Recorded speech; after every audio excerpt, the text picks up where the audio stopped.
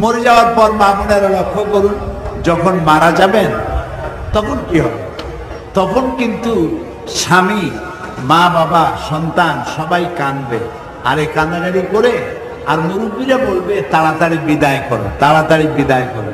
তো গোসল দেওয়া হবে, আপনাকে 5 টুকরা কাপড় পরানো হবে, সোনা দানা খুলে নেওয়া হবে, এরপরে কবর খোঁড়া হবে, কবরের পাশে নিয়ে যাওয়া হবে, কবরের মধ্যে রেখে দিয়ে তারপরে ওর উপরে বাঁশ দিবে, তারপরে কলা পাতা দিবে, তারপরে মাটি দিয়ে চিরকালের জন্য ঢেকে দিয়ে সবাই চলে গেল। কেউ সাথে যাবে না, স্বামীও যাবে না, সন্তানও যাবে না, ঘর বাড়িও যাবে না।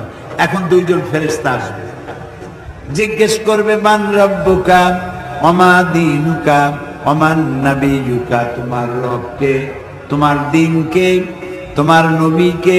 যদি এই পুরুষ এবং নারী ঈমান নিয়ে যদি মারা যেয়ে থাকে, মৃত্যুর সময় যদি পড়ে থাকে লা ইলাহা ইল্লাল্লাহু মুহাম্মাদুর রাসূলুল্লাহ, সবাই পড়েন লা ইলাহা ইল্লাল্লাহু মুহাম্মাদুর রাসূলুল্লাহ। কালেমা পড়ে মওত হয়ে গেল। রাসূলুল্লাহ বলেছেন মৃত্যুর সময় কলেমা নিয়ে ঈমান নিয়ে মরতে পারলে জান্নাতে চলে যাবে। সুবহানাল্লাহ, আমরা বলি সুবহানাল্লাহ। তো এখন কালেমাটা উচ্চারণ করে মরতে পারে না, ঈমান নিয়ে মরতে পারে না। তো কবরে যাওয়ার সাথে সাথে যখন জিজ্ঞেস করবে মান রব্বুকা, তোমার রবকে, সে বলবে আমি জানি না, আমি জানি না আমার রবকে। ওমান নবিয়ুকা, তোমার নবীকে, বলবে যে আমি জানি না। তারপরে বলবে তোমার নবীকে, বলে চিনি না। এরপরে আযাব শুরু হয়ে যাবে। আর যদি ঈমান নিয়ে যদি মারা যায়, জিজ্ঞেস করবে মান রব্বুকা, তোমার রবকে, বলবে রব্বি আল্লাহ, আমার রব আল্লাহ। তাকে প্রশ্ন করা হবে আমা দীনুকা, তোমার দিন কি? বলবে দীনুনাল ইসলাম, আমার দিন হলো ইসলাম। ওমান নবিয়ুকা, তোমার নবীকে, বলবে নবিয়ুনা মুহাম্মাদুর রাসূলুল্লাহ সাল্লাল্লাহু আলাইহি ওয়াসাল্লাম। সবাই বলেন সাল্লাল্লাহু আলাইহি ওয়াসাল্লাম। এরপরে রসুলকে দেখানো হবে, মা বোনেরা, কবরের ভিতরে রসুলকে দেখানো হবে। আর জিজ্ঞাসা করা হবে মা কুনতা তাকুলু ফি হাযার রাজুল, এই লোকটি সম্পর্কে তোমাদের ধারণা কি, তোমার ধারণা কি? বেঈমান বলবে আমি তো চিনি না উনিকে। আর ইমানদার বলবে ইনি তো আমার রাসূল মুহাম্মদুর রাসূলুল্লাহ সাল্লাল্লাহু আলাইহি ওয়াসাল্লাম। আল্লাহ রাব্বুল আলামিন কবরবাসীর জন্য গায়েব থেকে আওয়াজ দেওয়া হবে, আল্লাহর পক্ষ থেকে বলা হবে ফাফরিসু বিল জান্নাহ ওয়ালবিসু বিল জান্নাহ। ও আমার ফেরেশতারা, আমার এই কবর বলার জন্য, এই বান্দা বা বান্দির জন্য জান্নাতের পোশাক পরায় দাও, আর জান্নাতের বিছানা বিছায়া দাও। সুবহানাল্লাহ। আর বলা হবে আমার এই বান্দা বান্দি চোখ যদ্দূর যায়, ইলা মাদ্দা বাসারিহি, যদ্দূর চোখ যায় তদ্দূর এই কবরটাকে প্রশস্ত করে দাও। তারপর বলা হবে নম কানাউল আরুস, দুলামিয়া যেমন বাসর সজ্জায় আরামে ঘুমায় যায়, তুমিও সেভাবে ঘুমায় যাও ইলা ইয়াউমিল কিয়ামা, কিয়ামত পর্যন্ত ঘুমায় যাও। সুবহানাল্লাহ। মা বোনেরা, এই মৃত্যু যেন ঈমানের মউত হয়, সেজন্য আপনাদেরকে দিন ঈমানের উপরে চলতে হবে। আর মনে রাখতে হবে মেয়ে লোকদেরকে আল্লাহ বেশি ফ্যাসিলিটি দিয়েছেন। মেয়ে লোকদেরকে এই যে নারী নীতিমালা, কেয়ারটেকারের আমলে একটা নারী নীতিমালা বাইর হয়েছিল, আমরা এটা বিরোধিতা করেছি। ঈদের দিনে নবী করিম সাল্লাল্লাহু আলাইহি ওয়াসাল্লাম ঈদের দিনে মহিলাদেরকে ডেকে নিয়ে যেতেন ঈদের মাঠে। সামনে পুরুষরা দাঁড়াতেন, পেছনে মহিলারা দাঁড়াতেন। প্রত্যেক ঈদে নবী করিম সাল্লাল্লাহু আলাইহি ওয়াসাল্লাম মহিলাদের ঈদের নামাজের ব্যবস্থা করেছেন, মসজিদে তাদের জায়গা করেছেন। আমাদের দেশে ইসলামের নাম করেই মহিলাদেরকে ইসলাম যেসব অধিকার দিয়েছে সে অধিকার থেকে বঞ্চিত করা হয়। তবে আল্লাহর মেহেরবানি, বাংলাদেশে বহু জায়গায় এখন মহিলাদের ঈদের জামাত শুরু হয়েছে। আমি আশা করি আমাদের বিশিষ্ট ইসলামী চিন্তাবিদ, বীর মুক্তিযোদ্ধা জনাব শাহাবুদ্দিন সাহেব, মৌলানা আলমগীর হোসেন সাহেব, নবনির্বাচিত চেয়ারম্যান অধ্যক্ষ মৌলানা তাইব আলী সাহেব, মৌলানা আবু বকর সাহেব, অন্যান্য ওলামায়ে কেরাম এখানে যারা আছেন, সবাই মিলে মহিলাদের ঈদের কোনো ব্যবস্থা আপনারা করতে পারেন কিনা আপনারা চেষ্টা করবেন ইনশাআল্লাহ। হ্যাঁ, ওরা বলছেন ইনশাআল্লাহ করবো, আপনারা আলহামদুলিল্লাহ বলতে পারেন। আমি একজন নার্স, আমার চাকরি ক্ষেত্রে আমাকে রুগীর পুরুষ মহিলা গায়ে হাত দিয়ে সেবা ওষুধ খাওয়াতে হয়। এতে কি পাপ হবে? মোটেই পাপ হবে না, এটা আপনার ইবাদত। আপনি একজন পুরুষ ডাক্তার যদি একজন মহিলা রোগীকে গায়ে হাত দিয়ে চিকিৎসা করতে পারে, তাহলে আপনি একজন মহিলা নার্স হয়ে, ডাক্তার হয়ে প্রয়োজনে একটি পুরুষ রোগীকে সেবা শুশ্রূষা কেন করতে পারবেন না? তবে যেখানে হাত দেওয়া দরকার সেখানটাই হাত দিতে হবে, যেটা অপারেশন করা দরকার যে জায়গাটা সেটা করতে হবে। তবে পুরুষের জন্য পুরুষ ডাক্তারকে প্রাধান্য দেওয়া উচিত, মহিলা রোগীকে মহিলা ডাক্তারের প্রাধান্য দেওয়া উচিত। তবে দুর্ভাগ্যক্রমে আমাদের দেশে মহিলা ডাক্তারের চাইতে পুরুষ ডাক্তার বেশি। যে পরিমাণ মহিলা ডাক্তার হওয়া উচিত সেই পরিমাণ মহিলা ডাক্তার নাই। একজন মা যখন ডেলিভারি করবে, একজন পুরুষ ডাক্তারের কাছে ডেলিভারি হতে যাওয়া তার জন্য মরণ যন্ত্রণা সমতুল্য। সেই জন্য মহিলা ডাক্তার যাতে বেশি হয় সেজন্য সরকারের ব্যবস্থা গ্রহণ করা উচিত। তবে আপনি এটা করতে পারবেন। সাহাবায়ে কেরাম যখন যুদ্ধে যেতেন মহিলারাও সাথে থাকতেন। আহত আহত যে সমস্ত সৈনিক তাদেরকে মহিলারা স্ট্রেচারে করে বহন করে নিয়ে তাদের সেবা শুশ্রূষা করতেন। সুতরাং প্রয়োজন ততটুকু করাই যাবে। মোনাজাতের ভিতরে সাংসারিক প্রার্থনা করা যাবে কিনা? আপনি আল্লাহর কাছে চাইতে পারবেন না বৈধ এমন কোনো জিনিস নাই। বৈধ সবটা চাইতে পারবেন মোনাজাতের মধ্যে, এমনকি নামাজের মধ্যেও চাইতে পারবেন। ফরজ, একটু ভালো করে শোনেন মা বোনেরা, ফরজ, ওয়াজিব, সুন্নত এই তিন নামাজে নয়, নফল নামাজের সেজদার ভিতরে আপনি আপনার প্রয়োজনীয় কথাটা আল্লাহ তাআলাকে বলতে পারবেন। কারণ মানুষ যখন সেজদা দেয় তখন একদম আল্লাহর নিকটবর্তী হয়ে যায়। আমরা সুবহানাল্লাহ বলি। কাজে আমার মায়েরা বোনেরা, আপনারা যখন নামাজ পড়বেন নফল নামাজ, সেজদার ভিতরে আপনার ভাষায় আপনি বলুন, যা বলার আছে বৈধ যেসব কথা সব আপনি বলতে পারবেন। স্বামীর বিনা হুকুমে জামাতের সংগঠন করা যাবে কিনা বা বাহিরের দিনের দাওয়াত দেওয়া যাবে কিনা? দিনের দাওয়াতি কাজ, ইসলামী দাওয়াতি কাজ স্বামীকে বুঝাই দিতে হবে, একটা আন্ডারস্ট্যান্ডিং থাকতে হবে আপনি কোথায় যাচ্ছেন। এটা যদি স্বামী না জানে তাহলে এটা ভালো কথা নয়। আপনি যাচ্ছেন কোথায় সেটা আপনার স্বামীর সঙ্গে বলে নেবেন যে আমি নিজে নামাজ পড়ি, নিজে পর্দা করি। তো এইভাবে আরো মেয়ে লোকেরা যাতে নামাজ করে, পর্দা করে, সেই জন্য আমি কিছু দাওয়াতি কাজ করি, তুমি আমাকে অনুমতি দিবে। এভাবে যদি একটা আন্ডারস্ট্যান্ডিং এর মাধ্যমে করেন তাহলে সেটা খুবই সুন্দর হবে। স্বামীর অজান্তে করবেন না। সে যদি নারাজ হয় তাহলে তাকে বুঝাবেন যে আমি তো সিনেমা দেখতে যাচ্ছি না, আমি তো কোনো পিকনিকে যাচ্ছি না, আমি যাচ্ছি একটা মেয়ে লোককে নামাজি বানাতে, আমার মতো বোরখা পরে সেই জন্য বানাতে। একটা মেয়ে লোককেও যদি আমি আল্লাহর পথে আনতে পারি, এ সব শুধু আমার হবে না, তুমি যে আমাকে যাওয়ার জন্য অনুমতি দিলে এ সবটা তুমিও পাবে। সুবহানাল্লাহ। এভাবে আপনি বোঝাবেন। আরেকজন প্রশ্ন করেছেন, কোন স্ত্রী তার স্বামীকে তালাক দিতে পারবে কি? হ্যাঁ পারবে, তবে পাইকারি দরে পারবে না। মেয়ে লোকদেরকে তালাকের অধিকার ইসলাম দেয় নেই। মেয়েদের মেজাজের ভারসাম্য কম, হঠাৎ করে রেগে যায়, আবার হঠাৎ করে রাগ পতনও হয়ে যায়। এটা মান অভিমানের পালা চলে। আল্লাহ মানুষ এক এক ধরনের, পুরুষ এক রকম মেজাজের, নারী আর এক রকমের মেজাজের। কিছু পুরুষ আছে কোনো মেজাজ খারাপ যদি হইল জীবনেও ভোলে না, একটা দুর্ঘটনা ঘটলো জীবনেও ভোলে না, ওইটা মনে রাখে আর দুশ্মনী করে। আবার এমন পুরুষও আছে যখন যেখানে যেটা ঘটলো ওইখানে রাগারাগি করলো আর ওখানেই মিটে গেল, আর মনে থাকলো না। এরকম মেয়েদের মধ্যে এরকম আছে। তবে মহিলাদের, মা বোনদের মেজাজের ভারসাম্য কম। রাসূলুল্লাহ এদেরকে কাচের সাথে তুলনা করেছেন। কাঁচ, গ্লাস ক্ষণভঙ্গুর, সামান্য আঘাতে ভেঙে চলে যায়। রাসূলুল্লাহ এটা কাঁচের সাথে তুলনা করেছেন। এই জন্য মেয়ে লোকদেরকে তালাকের এখতিয়ার দেওয়া হয়নি। স্বামীর সাথে গন্ডগোল বাঁধার সাথে সাথে করুন, তোর ঘর করবো না, তোরে তালাক, তোর গোষ্ঠী শুদ্ধ তালাক, এ দিয়ে খাতা কাপড় নিয়ে বাড়ি গ্রহণ হবে। তো এরকম একটা দুর্ঘটনা ঘটবে সামান্য ব্যাপার নিয়ে।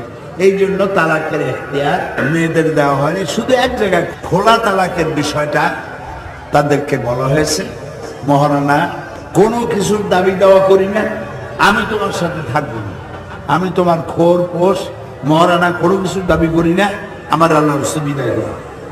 এইভাবে খোলা তালাকের ব্যবস্থা যেভাবে আছে সেটা হতে পারে। আচ্ছা, তালাক দেওয়ার পর অন্য স্বামীকে গ্রহণ করতে পারবে কি? যদি কোনো মেয়ে লোককে কেউ তালাক দেয়, খুব ভালো করে শুনবেন, কাজ লাগবে। তালাক দেওয়া তো সব থেকে ঘৃণিত কাজ। তালাকটা হয় কখন? এটা হয় রাগারাগি করে। রাগ করে তালাক দিয়ে দিল, পরে দেখলো স্ত্রী যাবে, ছেলে যাবে, মেয়ে যাবে, সব তো আমার শেষ। তখন আর হুজুরের কাছে যায়, হুজুর রাগের মাথায় তালাক দিছে। আরে বেটা, রাগের মাথায় তালাক না দাও, তালাক দাও না, তালাক দিছো কি প্রেমের ঠেলা? ভালোবাসার চলে কেউ তালাক দেয়? রাগ হয়েই তো তালাক দেয়। তো তালাক রাগ হয়ে দিই, হাসতে হাসতে দিই, আর কাঁদতে কাঁদতে দিই। যদি হুশ থাকে আর পাগল না হয়, যে কোনো অবস্থায় তালাক দিবে, তালাক ওয়াকে হয়ে যাবে, তালাক পড়ে যাবে। তবে এটা আল্লাহ তাআলার কাছে সব থেকে ঘৃণিত এবং নিকৃষ্ট। আল্লাহ তালাক চান না। সেই জন্য কোন স্বামী যদি তার স্ত্রীকে তালাক দেয়, তাহলে ওই স্বামীর কাছে যাওয়ার আর কোনো সুরত নাই কিয়ামত পর্যন্ত। হাত্তা তানকিহা যাওজান গায়রা, যতক্ষণ পর্যন্ত আর একটা পুরুষের সাথে তার বিবাহ না হচ্ছে। তো আর একটা পুরুষের সাথে বিবাহ হবে, তা আবার অ্যারেঞ্জমেন্ট বিয়ে হতে পারবে না, যে 3 দিনের জন্য তোমার কাছে থাকবে, ডন টাচ, 3 দিন পর একে আমার কাছে ফিরিয়ে দেবে। এটাকে গ্রাম্য ভাষায় হিলা বলে। এটার শরীয়তের কোনো ভিত্তি নাই, এরকমের বিবাহ জায়েজ নাই, একদম হারাম, বিয়েই হবে না। তালাকের শর্তে যদি বিবাহ করে তো বিয়েই হবে না। প্রথম স্বামীর কাছে ফিরে আসার রাস্তা একটা, সেটা হলো আর একটা পুরুষের সাথে বিয়ে হবে। সেই পুরুষটা যদি ঘটনাচক্রে তালাক দেয় অথবা ঘটনাচক্রে মারা যায়, অ্যারেঞ্জমেন্ট ওইটা নয়, ঘটনাচক্রে মারা গেছে অথবা ঘটনাচক্রে তালাক গেছে, তাহলে ইদ্দাত পালন করার পর প্রথম স্বামীর কাছে আসতে পারবে। নইলে প্রথম স্বামীর কাছে আসার আর কোনো রাস্তা নেই। ছেলে বাহিরে থাকে, যখন বাড়িতে আসে তখন মা ছেলেকে জড়িয়ে আদর করে, চুমা দেয়, এটা ঠিক কিনা? ছেলে আর মা এই সম্পর্ক তো সাংঘাতিক সম্পর্ক, এর থেকে বড় সম্পর্ক তো আর কিছুই নেই। তো মা ছেলেকে জড়িয়ে ধরবে, তার গলার সাথে গলা লাগাবে। ছেলে যদি বড় হয়, বয়স্ক হয়, তাহলে মা ছেলের গলার সাথে গলা লাগাতে পারে, ছেলের গালেও চুমা দিতে পারে, ছেলের কপালেও দিতে পারে, ছেলের গালেও দিতে পারে, তার গণ্ডদেশেও দিতে পারে।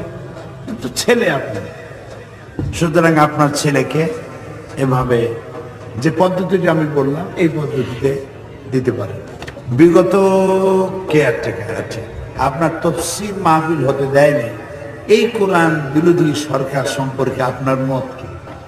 আমার মত, কালকে দোয়া করছি, দোয়া করার ছাড়া কি আছে?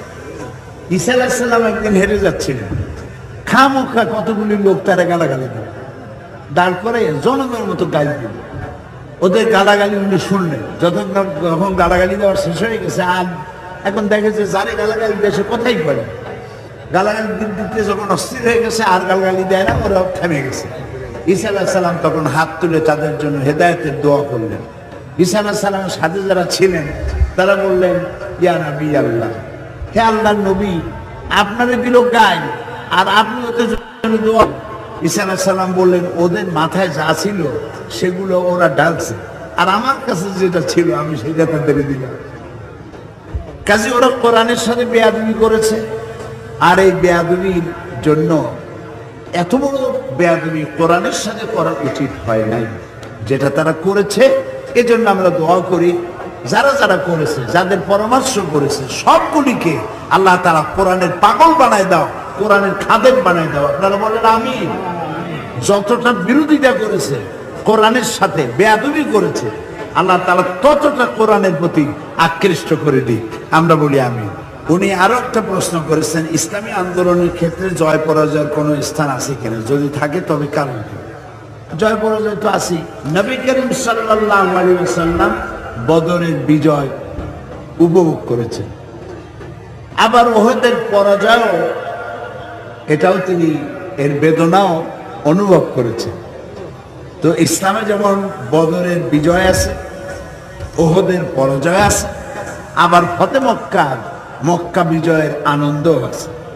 তো ইসলামী আন্দোলনে কখনো পরাজয়, কখনো বিজয়, উত্থান পতন, তিলকাল আইয়াম নুদাবিলুহা বাইনান নাস, ইতিহাসের মহাকালের ঘূর্ণয়মান চক্রের আবর্তনে এটা হবেই।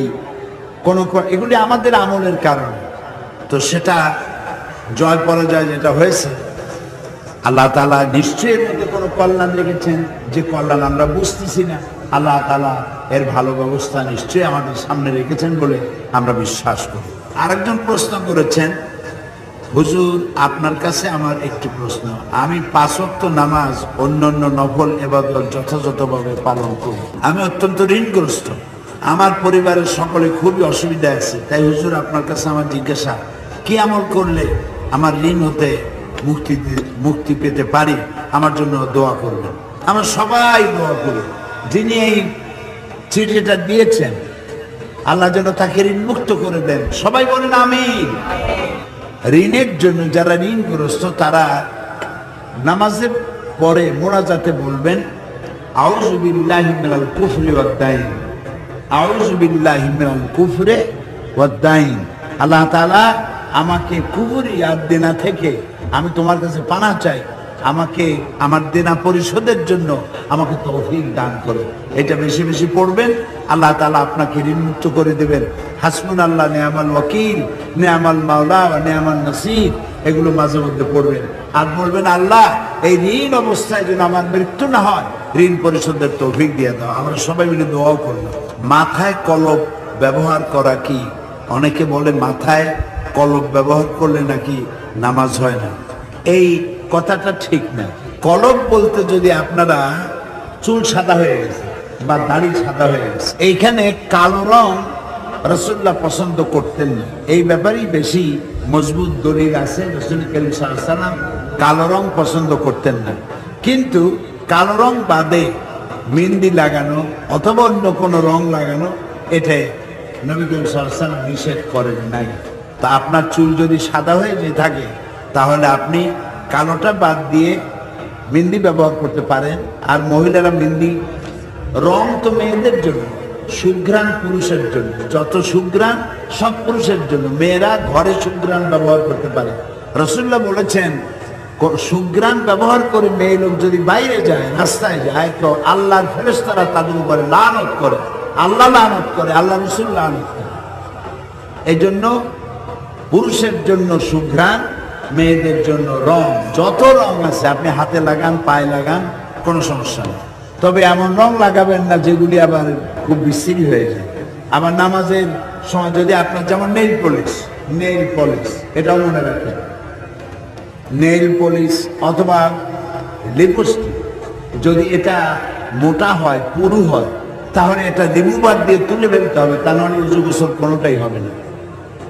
আর যদি এটা পাতলা হয়, যেমন মেহেন্দি লাগালে পরে মেহেন্দি, এটা এর কোনো থিকনেস নাই, এটা শুধু একটা কালার হয়, কাজে এটা হাতে পড়লে, মাথায় লাগালে এর দ্বারা আপনার উযু গোসলে কোনো বার্তায় ঘটবে না। কাজা রোজা বাকি রোজা একই সঙ্গে হয় কিনা? হ্যাঁ হবে।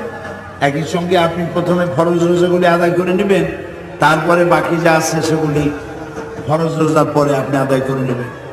কোন আমল করিল সাল্লামের সঙ্গে দেখা হয়? নবী করিম সাল্লাল্লাহু আলাইহি ওয়াসাল্লামের সঙ্গে স্বপ্নে দেখা, দরুদ শরীফ বেশি বেশি পড়বেন। যেই দরুদটা নামাজে পড়ি ওই দরুদটা বেশি বেশি পড়বেন। স্বামী আমার বাড়িতে থাকে, কিন্তু আমি তার সাথে ঘরে থাকি না, কারণ সে নামাজ পড়ে না, এটা আপনার অধিকার নেই। স্বামী আপনার বাড়িতে থাকে, কিন্তু আপনি বিছানা আলাদা করে ফেলেছেন, এটার অধিকার নেই। আপনার উচিত হবে স্বামী নামাজ পড়ে না, তাকে নামাজি বানানোটাই তো আপনার কৃতিত্ব। আপনি বিছানা আলাদা করলে এই স্বামী তো আরেকটা বউ আনবে, তখন তো আপনার বিপদ হয়েছে। তো এরকম যাই না বুঝে আপনি এই বিপদে ভালো নেবেন, নিজে বিপদে ভালো নেবেন। কাজে আপনার স্বামী যে নামাজ পড়ে না, সেজন্য তাকে অনুরোধ করুন, তাকে বোঝান যে তুমি কিন্তু জাহান্নামের দিকে যাচ্ছ, এই জাহান্নাম থেকে বাঁচার জন্য নামাজ পড়ো, আল্লাহর সেজদা দাও, এটা ভালো করে বোঝান। গোবর নাড়ার পর হাতে সাবান দিয়ে নামাজ হবে না। গোবর হাতে নাড়ার পর হাত সাবান দিয়ে ধুয়ে আপনি নামাজ পড়ে ক্ষতি নেই। বাবা যদি সম্পত্তি না বন্টন করে মারা যায়, সেই সম্পত্তি যদি ছেলেরা বন্ধন না দেয়, তাহলে তাদের জন্য কি? এখন বাবা যদি সময় পায় নাই ভাগ করে দিতে, এই অবস্থায় মারা গেছে, উনি মাপ পাবেন। আর যদি ইচ্ছে করে বাদ দিয়ে থাকেন, ভাগ করে দিয়ে না যেয়ে থাকেন, ইচ্ছে করে ভাগটা করেন না, তাহলে ওনাকে দায়ী হতে হবে। এখন ওনার ইচ্ছা ছিল কি না ছিল, উনি মরে গেছেন, আমরা তো জানি না, দায়িত্বটা ভাইয়ের। ভাই যদি বোনের সম্পত্তি তার যা পাওনা এটা যদি না দেয়, কিয়ামতের দিন ভাইকে আল্লাহর দরবারে আসামির কাঠগড়ায় দাঁড়াতে হবে। তাবলীগীরা বলেন যে সিল্লা না দিলে জান্নাত পাওয়া যাবে না, এ কথা কতটুকু সত্য? এই কথাটা আমরা এর সত্যতা পাইনি, এটার সত্যতা আমরা কোরআন হাদিসে পাইনি। তাবলীগী জামাত ভালো ভালো, ওই তারা দ্বীনের কথা শিখায়, ইসলামের কথা শিখায়, তারপরে কলেমা শিখায়, মানুষের বাড়ি বাড়ি যায়, ভালো। কিন্তু চিল্লা না দিলে জান্নাত পাওয়া যাবে না, এই জাতীয় কথা আমার মনে হয় তাবলীগের কোনো মুরব্বীরা, কোনো আলেমরা ধরার কথা বলেন না। ওই যারা না জানে তারা বলে। ওই যেমন তাবলীগের মধ্যে কিছু লোক আছে যারা বলে যে টঙ্গী ইজতেমায় গেলে 3 বার গেলে একটা নফল হজের সওয়াব হয়। এই কথা যারা বলে, মুরব্বীরা বলে না, আলেমরা বলে না। নিশ্চয়ই যাদের কোনো ইলম কালাম নাই তারা এই জাতীয় কথা বলে। 50,000 বারও যদি কেউ টঙ্গীতে যায়, একবার মক্কা শরীফে যাওয়ার সমান হবে না। আমি কিন্তু তাবলীগ জামাতে খাটো করি না, আমি বলছি কোন মুরব্বীরা আলেমরা এই জাতীয় কথা বলে না। মেয়ে বিবাহে রাজি নেই, কিন্তু বাবা মা বিয়ে দেন, তিনি সেই বিয়েতে কবুল না বলিয়া আলহামদুলিল্লাহ বলেছে, এ বিয়ে কি জায়েজ হয়েছে? যদি জায়েজ না হয় তবে কি করলে শরীয়ত মতে জায়েজ হবে বলে দিন। মেয়ে যদি আলহামদুলিল্লাহ বলে থাকে, কবুল বলে নাই, আলহামদুলিল্লাহ বলছে, তাতেই কাম হয়ে গেছে। যদি আলহামদুলিল্লাহ না কয়, কবুলও বলে নাই, আলহামদুলিল্লাহ বলে নাই, কোনো কথাই কয় নাই, চুপ করে বসছিল, তাও কাম হয়ে গেছে, বিবাহ হয়ে গেছে, মৌন সম্মতি হয়ে গেছে, কাজে বিবাহ কাম শেষ। দ্বিতীয় প্রশ্ন, সুদ খাওয়া হারাম, সেটা সবাই জানে, ভালো কথা।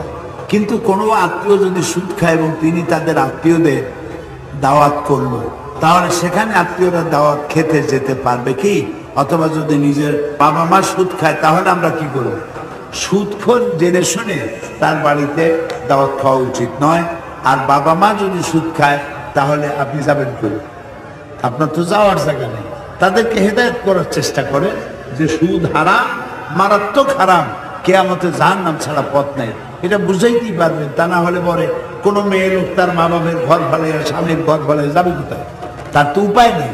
সেই জন্য উপায়ন্তর না পেলে পরে তাকে উচিত হবে মা বাবা অথবা স্বামী অথবা ভাই তাদেরকে হেদায়েতের জন্য চেষ্টা করে। বেশি পানি খরচ করলে কি হয়? বেশি পানি খরচ করলে অপচয় হয়। রাসূল কারীম সাল্লাল্লাহু আলাইহি ওয়াসাল্লাম পানি বেশি খরচ করতে নিষেধ করেছেন। একজন সাহাবী বললেন, ইয়া রাসূলুল্লাহ, উযু করতে গেলে আমি একটু বেশি পানি খরচ করি, তা কি কোনো অসুবিধা হবে? রাসূলুল্লাহ বললেন, প্রবাহিত নদীর পাড়ে দাঁড়িয়ে যদি উযু করো, তাও পানির অপচয় করতে পারবে না। প্রবাহিত নদীর কিনারায় দাঁড়িয়ে নদীর পানি দিয়া উযু করবা, তাও পানির অপচয় করতে পারবে না। তাহলে পানির অপচয় করা যাবে না, পানি রাখলাম জীবন। কাজা নামাজ কিভাবে পড়া যায়? কাজা নামাজ আপনি হিসাব করে যদি রেখে থাকেন, তাহলে প্রত্যেক ফরজ নামাজের আগে যেটা কাজা ছিল ওটা করে নেবেন। ফজরের আগে কাজা ফরজটা করে নেবেন, মাগরিবের ফরজটা আগে পড়ে তারপরে কাজাটা করে নেবেন, এশাটা আগে করে নেবেন, জোহরটা আগে করে নেবেন, আর আসরটাও আগে করে নেবেন। এইভাবে করবেন। আমাদের স্বামী স্ত্রী আমরা বিচ্ছেদ হয়ে গেছি, বিচ্ছেদ হওয়ার পর 2টি বাচ্চা নিয়ে গেছে। গত 1 বছর ধরে তাদেরকে আমার কাছে আসতে দেয় না। আমার তো খুব কষ্ট হয়। আমি তো এখনো বিবাহ করিনি, এখন কি করব? বাচ্চা যদি ছোট হয় তাহলে আপনি আইনের আশ্রয় নিতে পারেন। আইন সবসময় বলবে বাচ্চা তার মায়ের কাছে থাকবে, আর বাচ্চা যদি বড় হয় তাহলে বাচ্চাদের উপরে এখতিয়ার দেওয়া হবে। সাবালেগ যদি হয়ে থাকে এখতিয়ার দেওয়া হবে সে বাপের কাছে থাকবে না মায়ের কাছে থাকবে। আর আপনার এখনো বিবাহ হয় নাই, আমরা দোয়া করি একটা ভালো বিয়ে হয়ে যাক। আমরা সবাই বলি আমি একজন মেয়ে, আমার বাবা মৃত্যুর পর আমার বাবার সম্পত্তি নিতে গেলে ভাইরা আমাদের উপর নির্যাতন করে, এতে আমি কি করতে পারি? আপনার এটা প্রশ্ন। যদি ভাই আপনার সম্পত্তি না দেয় আপনি অবশ্যই আইনের আশ্রয় গ্রহণ করবেন, আইন আপনার পক্ষে কথা বলবে। বোন প্রশ্ন করেছেন, মেয়ে মানুষ নির্বাচন করা কি পাপ? মেয়ে মানুষ নির্বাচন করা পাপ হলে এত নির্বাচন হয়ে যাচ্ছে, মেয়েরা চেয়ারম্যান, ভাইস চেয়ারম্যান, এমপি, কত কিছু হয়ে গেল। পর্দা সহকারে মেয়েরা রাষ্ট্রীয় কাজে অংশগ্রহণ করতে পারবে, পর্দা সহকারে। এইটা আপনারা মনে রাখুন, মেয়েদের বাইরে যাওয়া লাগবে। বাইরে মেয়েদের, ঘরের বাইরে মেয়েদের কাজ আছে। যদি একটু লক্ষ্য করে শোনেন, যদি ঘরের বাইরে মেয়ে লোকদের কোনো কাজ না থাকবে তাহলে আল্লাহ তাআলা পর্দার আয়াত নাজিল করতেন না। পর্দার আয়াত নাজিলই করেছেন মেয়েদের বাইরে কাজ আছে বলে। সুতরাং রাষ্ট্রীয় কাজে, সরকার পরিচালনার কাজে, অফিস পরিচালনার কাজে, হসপিটাল, চিকিৎসা, তারপরে শিক্ষা ইত্যাদি কাজে মহিলারা অংশগ্রহণ করতে পারবেন, তবে অবশ্যই পরপুরুষের সাথে অবাধ মেলামেশা পরিহার করে করতে হবে। আর একজন প্রশ্ন করেছেন, আমি আপনার একজন অন্ধ ভক্ত, আমার 4 বছর হলো বিয়ে হয়েছে কিন্তু এখনো বাচ্চা হয়নি। দোয়া চেয়েছেন, স্বামী বেকার, রোজগারের একটা পথ যেন হয়। আমরা সবাই দোয়া করি, ওনাদের 4 বছর বিয়ে হয়েছে, বাচ্চা হয়নি।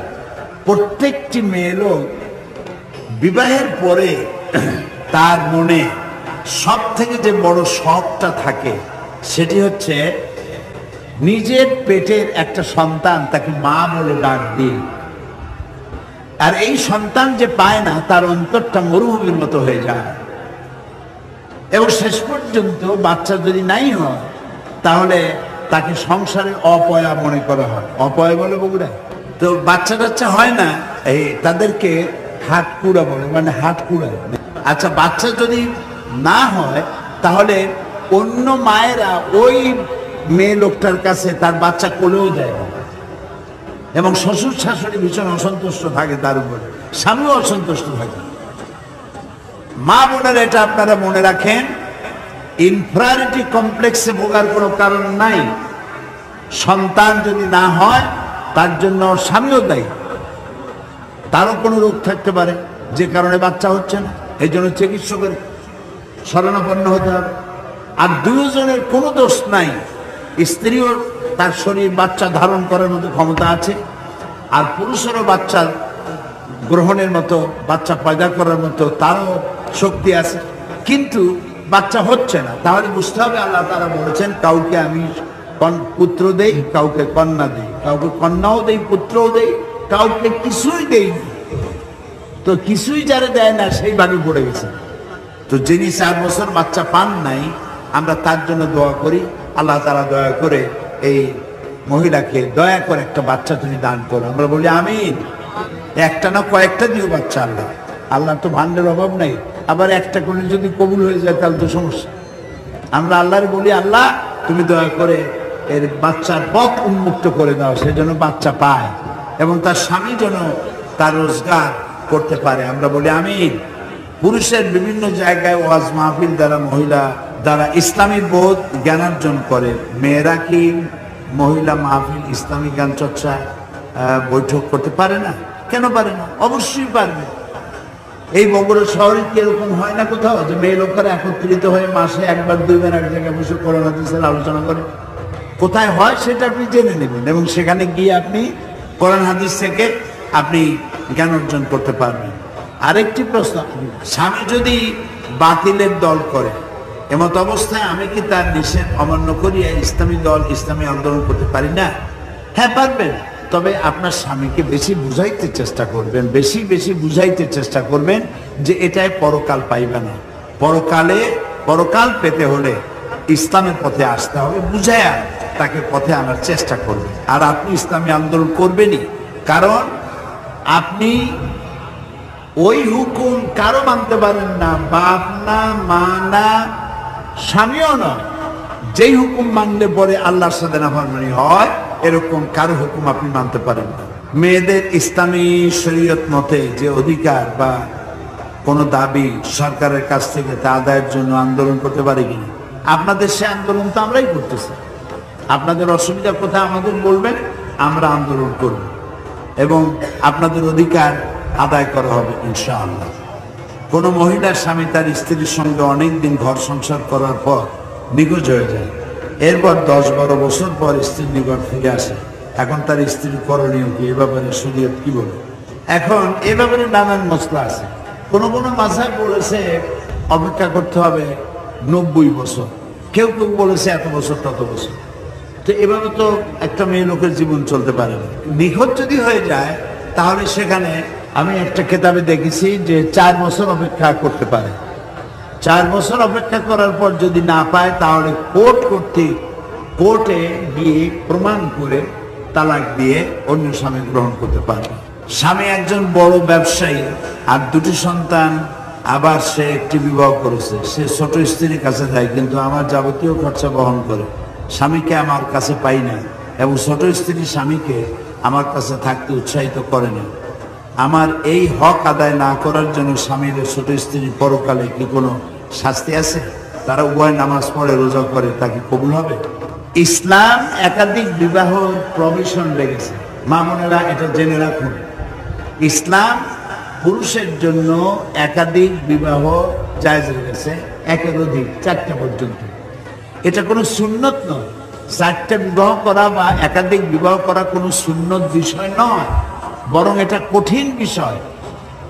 আল্লাহ তাআলা বলেছেন বিবাহ করতে হলে তুমি পারলে 2টা করো, 3টা করো, 4টা করো, কিন্তু যদি তুমি ভয় পাও যে আমি আল্লাহ তাআদিলু, আমি এদের উপরে অর্থটা কি দাঁড়ালো, যে আমি এদের মধ্যে ভারসাম্য রক্ষা করতে পারবো না, সমতা রক্ষা করতে পারবো না, এইটা যদি তোমার মনোভাব হয় তাহলে অবশ্যই তুমি একটার উপরে সন্তুষ্ট থাকো, দ্বিতীয় বিবাহ করো না।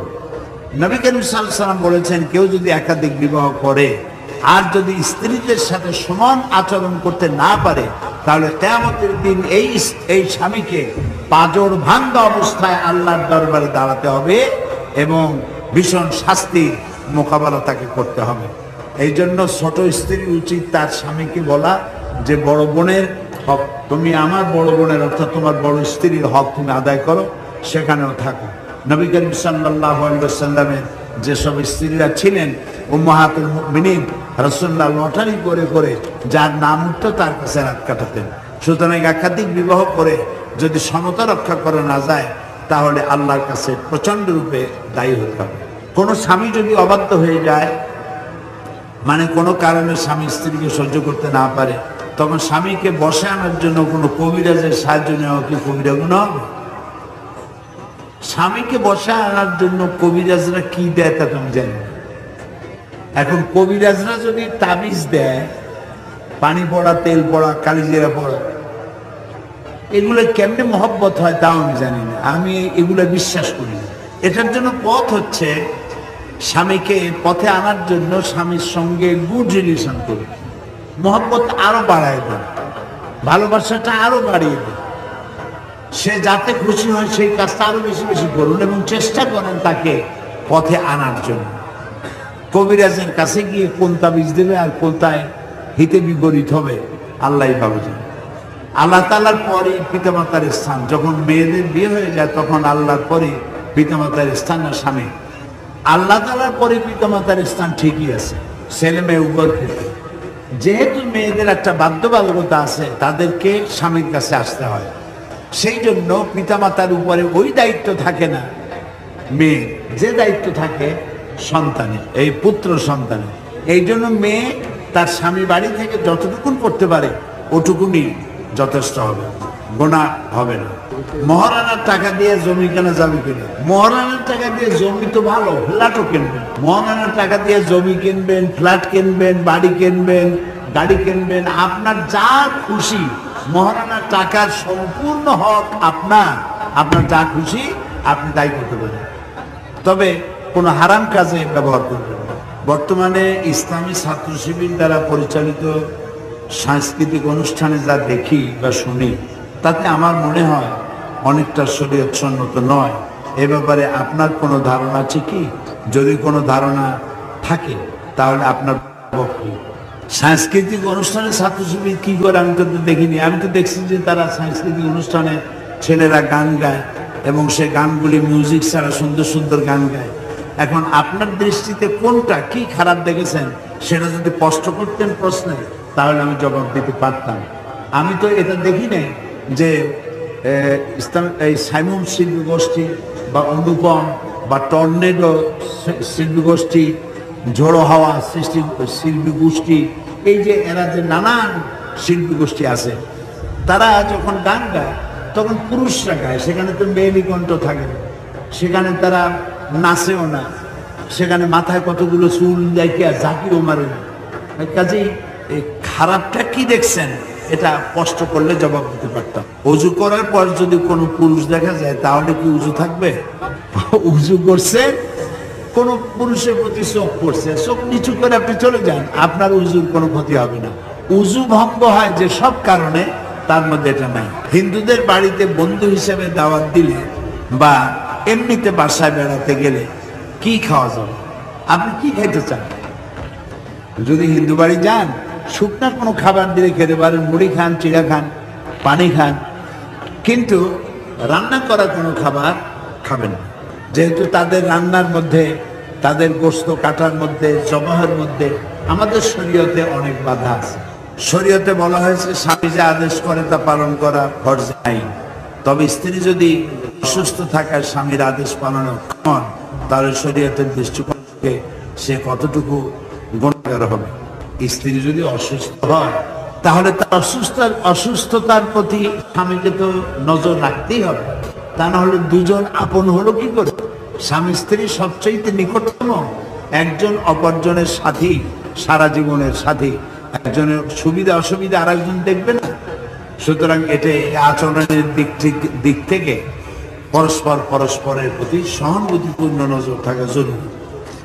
ওড়না খুলে উজু হবে কি?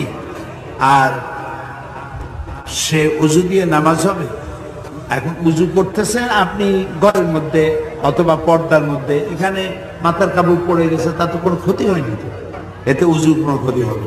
কোনো মহিলা শাশুড়ি যদি খারাপ হয়, তবে আমি আমার শাশুড়ির সাথে কিরূপ আচরণ করব? হ্যাঁ, এইটা একটা প্রশ্ন বটে। দুনিয়া যত জায়গায় গেলাম সব জায়গায় শাশুড়ি আর পুত্রবধূর ঝগড়া সব জায়গায় আছে। মনে করছিলাম বগুড়ায় নাই, তাও একটা প্রশ্ন হয়ে গেল।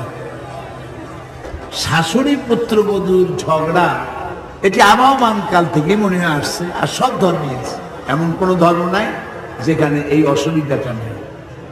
আমি আজকে এই অসুবিধাটার একটা প্রেসক্রিপশন দেব। যদি আপনারা প্রেসক্রিপশনটা গ্রহণ করতে পারেন তাহলে এই যুদ্ধের অবসান হবে। এখানে শাশুড়িরাও আসছেন, বউরাও আসছেন, ঠিক না? আর হবু বউরাও আসছেন। এখন আমার কথাটা কান পেতে শোনেন। আপনাদের শাশুড়ি আর পুত্রবধূ আবহমান কাল চলার এই যুদ্ধের একটা সিজফায়ার হোক।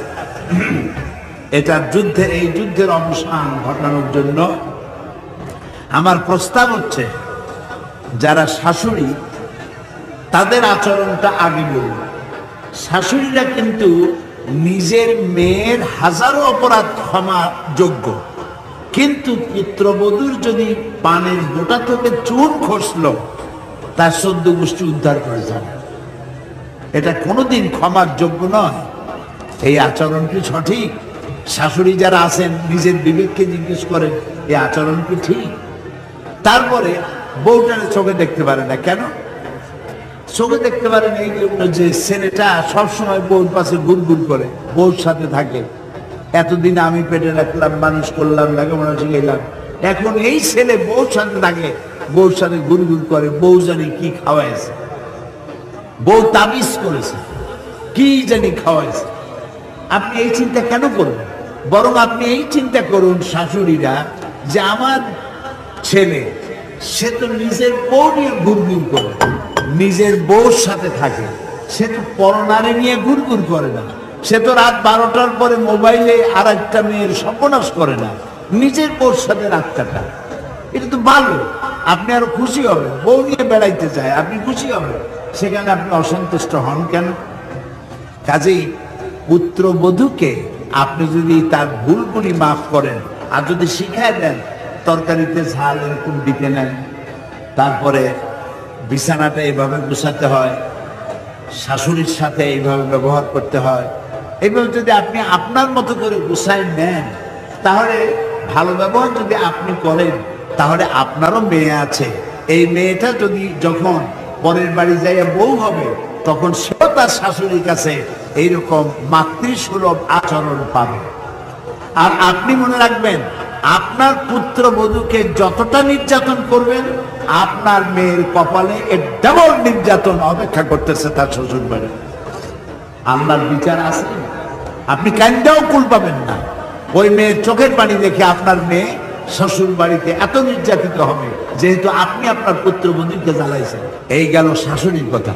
পুত্রবধূদেরকে বলবো, যারা পুত্রবধূ, তোমরা মা ফেলে এসেছো, বাপ ফেলে এসেছো, এখন এখানে তোমার শ্বশুর তোমার আব্বা, তোমার শাশুড়ি তোমার মা।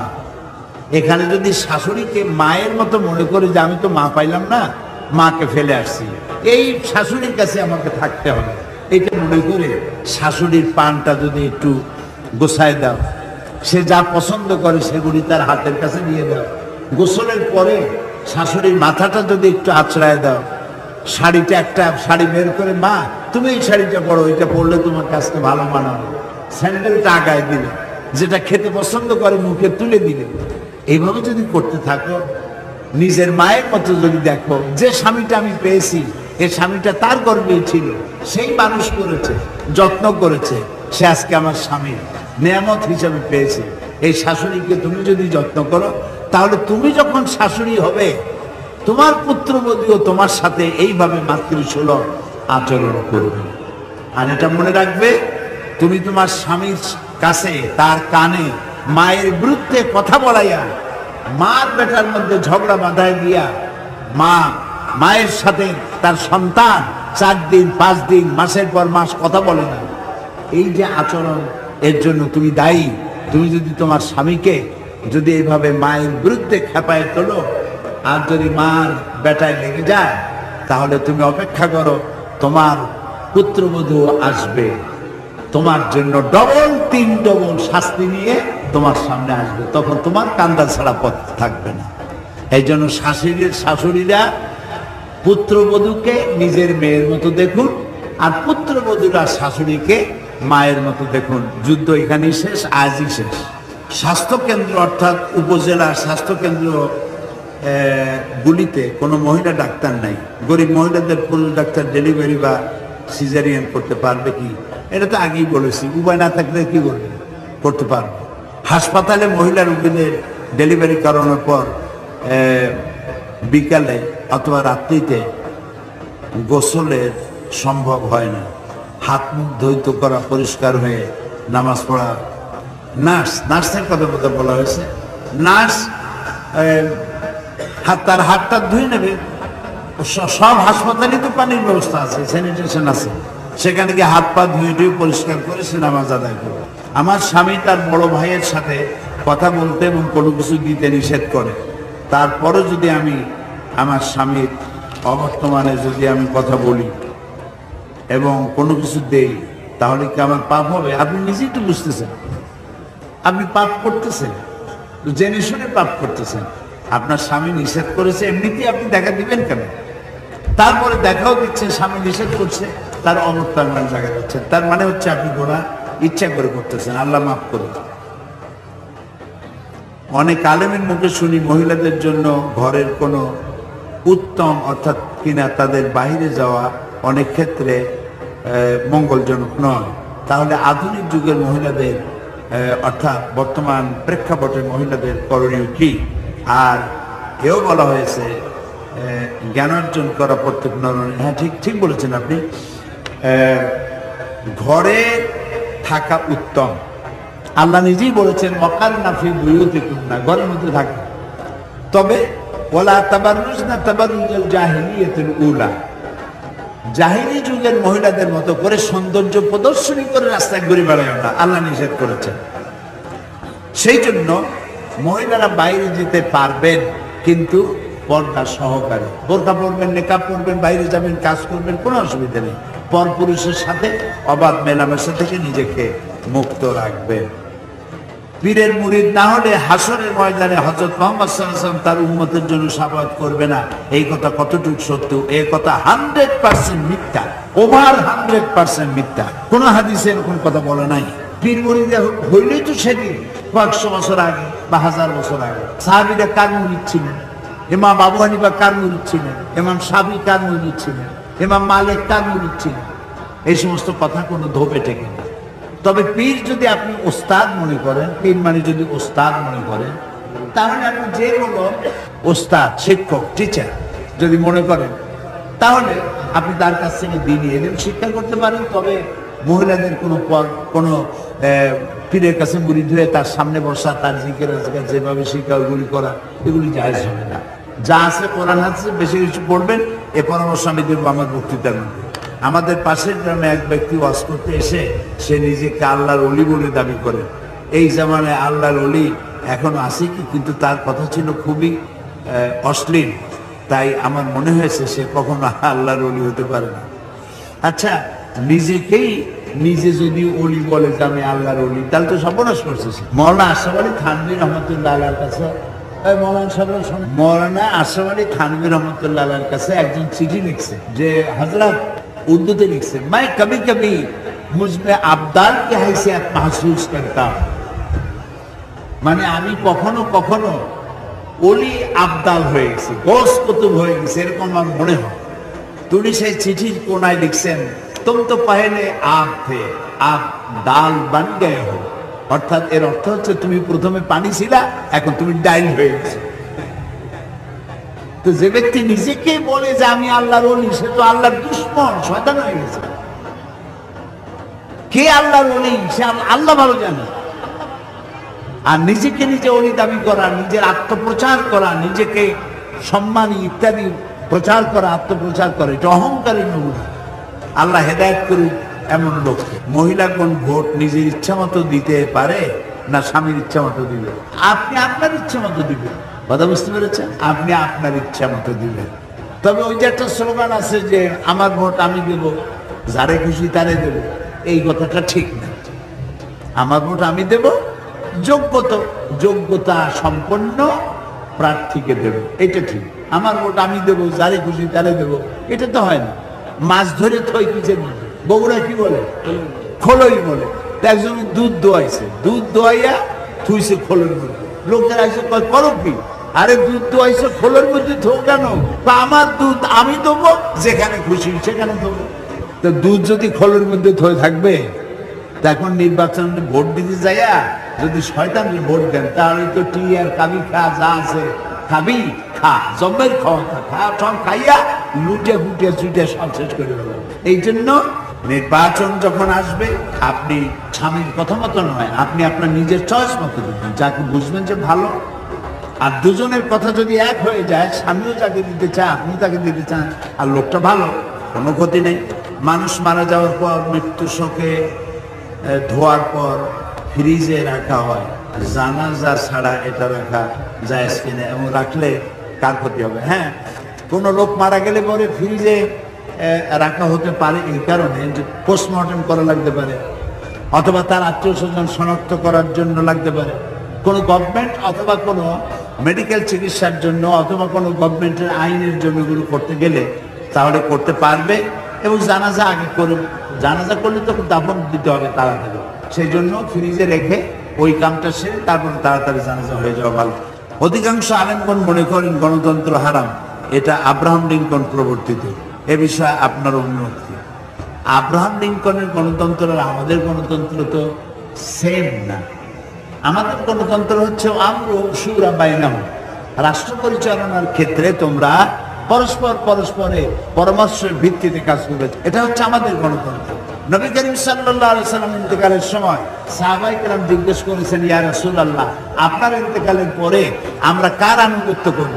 তিনি বলেছেন যে তোমাদের মধ্যে যে ব্যক্তি যোগ্য এবং আল্লাহকে বেশি ভয় করে তার আনুগত্য করবে। রাসূল যে কথা বলেন নাই যে আমার মেয়ের আনুগত্য করবা, আমার স্ত্রীর আনুগত্য করবা, আমার জামাইয়ের আনুগত্য করবো, তা তো বলেন। এটাই তো গণতন্ত্র। এক্ষুনি মোনাজাত করবো।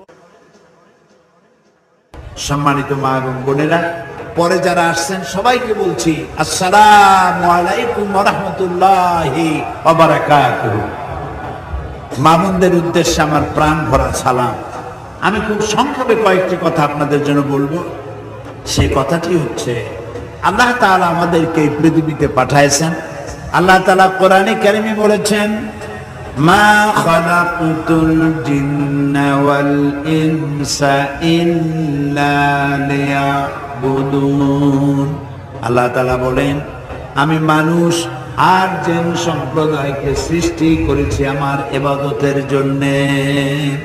আমার ইবাদত করবে সেই জন্য সৃষ্টি করেছি।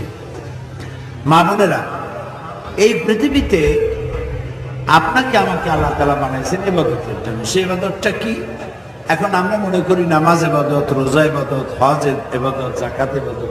হ্যাঁ, এগুলো ইবাদত, কিন্তু ইবাদতের পূর্ণ অর্থ কি? আমি যদি আপনাদেরকে বলি, এই যে প্যান্ডেল, এর মধ্যে কতগুলি বাঁশ, যেখানে আপনারা বসে আছেন কতগুলি বাঁশের খুঁটি আছে, মাথার উপরে কাপড় আছে, তাহলে প্যান্ডেলটা করি, এগুলো বাঁশ, ওগুলো কাপড়, প্যান্ডেল করি। আপনারা বলবেন সবটা মিলে প্যান্ডেল, তাই বলবেন না? এই যে পাশে একটা দালান বিল্ডিং, এর একটা হলো দেওয়াল, একটা হলো দরজা, একটা হলো জানালা, একটা হলো ছাদ, একটা হলো ফ্লোর। তো এর বিল্ডিংটা করি, সবগুলো মিলে বিল্ডিং। যেমন আপনি মানুষ, একটা হাত, একটা পা, একটা মাথা, একটা পেট, একটা পা, মানুষটা করি, সবটা মিলে মানুষ। তাহলে ইবাদতটা কি? ইবাদত হলো, মা বোনেরা, ইবাদত হলো আল্লাহর হুকুম মাফিক জীবন যাপন করার নামই হলো ইবাদত। সুবহানাল্লাহ। আল্লাহ যা নিষেধ করেছেন তার থেকে ফিরে থাকা ইবাদত, আল্লাহ যা আদেশ করেছেন সেটা মানা ইবাদত। প্রত্যেক মাসে নামাজ তো সারা জীবন পড়তে হবে বালিগ হওয়ার পর, কিন্তু প্রতি মাসে মা বোনদের একটা সময় আসে যখন তাদের নামাজ পড়া লাগে না। ওই যে সময়টুকু আসে, এই সময় নামাজ না পড়াটা ইবাদত। সুবহানাল্লাহ বলে, এই সময় নামাজ না পড়াটা আপনার জন্য ইবাদত, কারণ আল্লাহ নিষেধ করেছেন এই সময় নামাজ পড়তে। আর বাকি নামাজ আপনি পড়বেন। রোজা সারা বছর রাখেন, ইবাদত হবে, কিন্তু ঈদের 2 দিন রোজাটা না রাখাটাই ইবাদত, যেহেতু আল্লাহ নিষেধ করেছে। নামাজ সারাদিন পড়েন, ক্ষতি নেই, কিন্তু সকাল বেলায় যখন সূর্য ওঠে, যখন সূর্য মাথার উপরে আসে, যখন সূর্য অস্তমিত যায়, এই 3 সময় নামাজ না পড়াই ইবাদত। তাহলে আপনারা নিশ্চয়ই বুঝে ফেললেন যে আল্লাহর হুকুম মাফিক জীবন যাপন করার নাম হলো ইবাদত। মা বোনেরা, এই পৃথিবীতে আমরা খুব কম সময়ের জন্য এসেছি। এই যে আপনারা যারা এখানে আসছেন, আপনাদের মধ্যে কেউ তো কচি শিশু, এখানে আসছে কচি শিশু, মায়ের কোলে, কেউ কিশোরী, কেউ তরুণী, কেউ যুবতী, কেউ পরিণত বয়স্কা, কেউ বার্ধক্যে পৌঁছে গেছে। তাহলে আমাদের যে একটা জীবন, একটা লাইফ, এই লাইফটা একটা লংজিভিটি কতটা? আমরা কেউ 60 বছর, কেউ 70 বছর, কেউ 50 বছর হায়াত নিয়ে এসছি। আমাদের মৃত্যু হবে, আজ হোক কাল হোক, আমাদের মৃত্যু হবেই। আমাদের বয়স কিন্তু বাড়ছে না, প্রতি মুহূর্তে বয়স কি হচ্ছে? কমে যাচ্ছে। এখন এই বয়স কমার পর একদিন মালাকুল মউত আমাদের সামনে আসবে, সকলের সামনে আসবে। সেদিন আমরা, কাজের অনেক ভিড় আছে, আমার স্বামীর সমস্যা আছে, বাচ্চা পরীক্ষা দেবে, আজরাইল তুমি কয়েকদিন পরে আসো, এই কথা কি বলা যাবে? যাবে না। তো আমাদের সব সময়ের জন্য রেডি থাকতে হবে, সব সময়ের জন্য।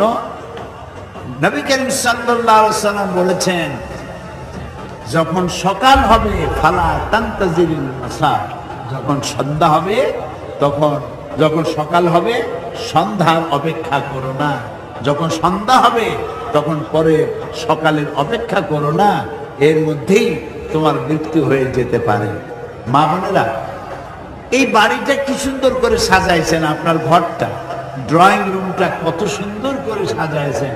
ওইখানে আমেরিকান ডল আছে, চাইনিজ ডল আছে, পুতুল আছে, তারপরে শোপিস আছে, বহুত কিছু আছে। একজেল কোরআন শরীফ কি আছে বাংলায় তর্জমা করা? তাফসির কি আছে? তাফসিরুল কোরআন কি রাখছেন? ইসলামী সাহিত্য কি রেখেছেন? ইসলামী ফিকহ কি রাখছেন? মহিলাদের বহুত মসলা মাসাইল আছে যা পুরুষের কাছে জিজ্ঞেস করতে লজ্জাবোধ করেন। এ ধরনের প্রশ্নগুলির জবাব আছে ফিকহের মধ্যে। আপনি কি সে ফিকহ গুলি দেখেছেন? বাংলা ভাষায় পাওয়া যায়, আপনি তা রাখেন নাই। সন্তানকে দিন শিখান নাই, ইমান শিখান নাই, নিজেও শেখেন নাই, সৌন্দর্য চর্চা করে রাস্তায় ঘুরে বেরিয়েছেন, আমলনামায় গুনাহ হয়েছে।